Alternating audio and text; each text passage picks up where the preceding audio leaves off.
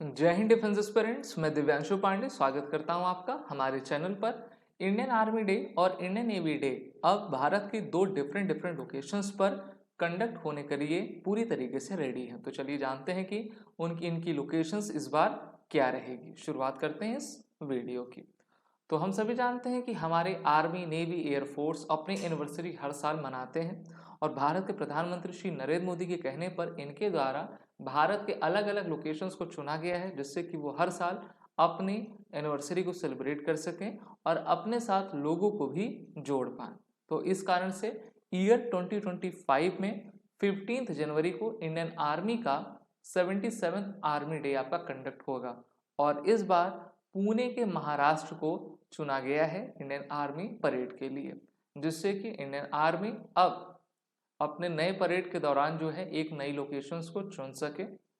Since 2023 the Indian army has moved the celebration to different cities across Bharat to foster a close bond with local communities.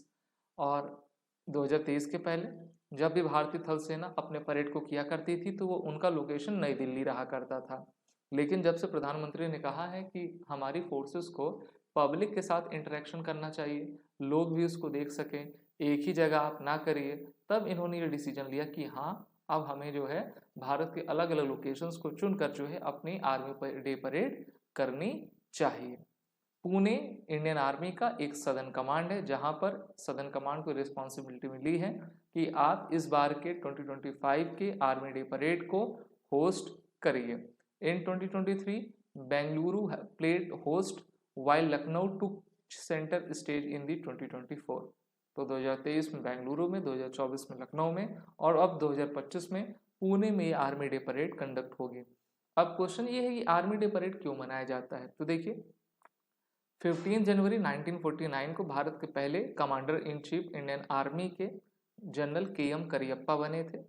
इसी कारण से जो है Indian army day जो है हर साल 15 जनवरी को हम मनाते हैं और 14 जनवरी 1953 को रिटायर हुए थे, इसलिए आर्म फोर्सेस वेटरन डे को हम 14 जनवरी को मनाया करते हैं।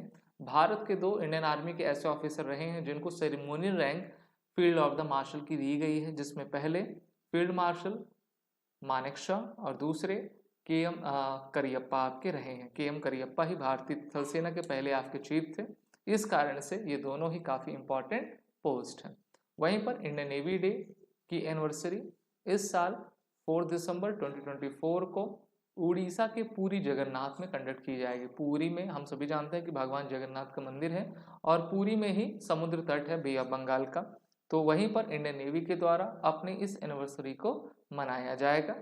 President Shrimati Droupadi Murmu ji, the supreme commander of the arm forces, will be the chief guest at the event, marking another significant celebration for the Indian military। तो इस बार भारत के राष्ट्रपति जी हमारी भारतीय थल सेना दिवस के परेड में जाएंगी, क्योंकि भारत के राष्ट्रपति ही हमारी आर्म फोर्सेस के सुप्रीम कमांडर रहा करते हैं।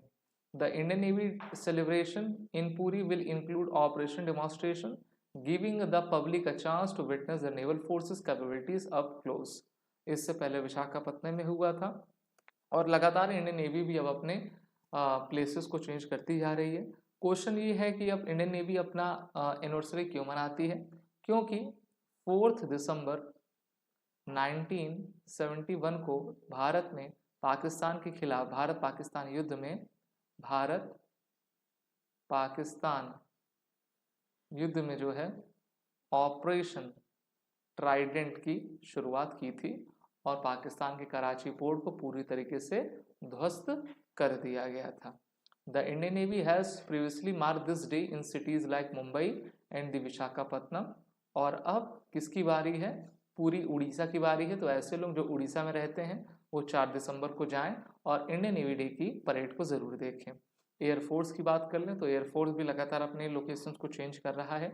इस बार अक्टूबर 8 में चेन्नई तमिलनाडु के मरियाना बीच में जो है ताम्बरम एयरबेस में इंडियन एयरफोर्स डे को कंडक्ट किया गया था। इनकी एनिवर्सरी हर साल 8 अक्टूबर को मनाई जाती है, क्योंकि 8 अक्टूबर 1932 को भारतीय वायुसेना का गठन किया गया था और पिछले साल 2023 में इनकी anniversary central air command Prayagraj Uttar Pradesh में मनाई गई थी। तो इस तरीके से जो रोटेशन होता है army navy air force day celebration का, वो एक ग्रोइंग एफर्ट है जिससे कि हम पीपल टू पीपल एक्सचेंज कर सकें, अपने नेशनल प्राइड अवेयरनेस को जो है बढ़ा सकें, और भारत में जो मिलिट्री का रोल है भारत की सिक्योरिटी के लिए वो सभी देशवासियों तक ले जा पाए।